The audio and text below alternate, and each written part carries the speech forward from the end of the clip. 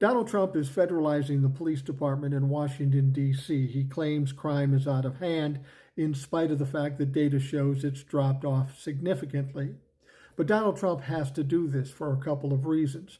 He wants to distract away from the Epstein files, and he needs desperately to show that he's smart, tough, and strong.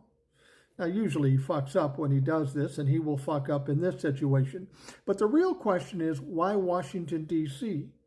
And I'll tell you, it's because it's low-hanging fruit. It's easy. He won't get as much pushback, and I'll explain what I mean. When he sent in the National Guard into L.A., he had a problem because he had pushback from Gavin Newsom, the governor. He would get that same pushback from any state he sent out the National Guard, federalized them, and sent them into a city.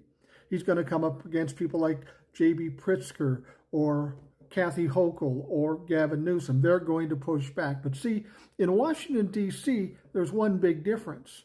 Washington, D.C. doesn't have a governor. So who controls the National Guard? Well, they're basically controlled out of the Pentagon, which means Donald Trump controls them, which is weird because when we go back to January 6, 2021, he said he had no control over it. But he was the one person that had control and refused to send out the National Guard. So he goes into Washington, D.C. He can try to make himself look tough. He doesn't have to fight against the governor because he just calls the Pentagon and says, "Do it, bitches."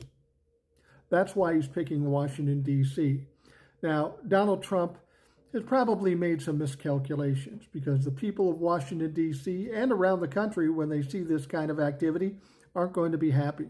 There is going to be pushback. He may not have to fuck with the governor, but he's going to have to fuck with the rest of the citizens of Washington, D.C. and all the other governors around the country because they know this could lead to him coming to their states. There's going to be an immense amount of pushback. As I've said, Donald Trump always fucks up, and when this is all said and done, this will blow up in his face. He will look stupid. And much like everything Donald Trump does, he says he's going to do things, but he never accomplishes them because he's a failure.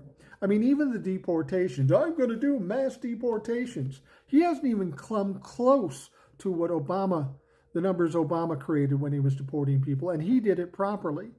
Donald Trump is incompetent. Everybody around him is incompetent. He just says and does things. He's an emotional animal. And that's why he fucking failed.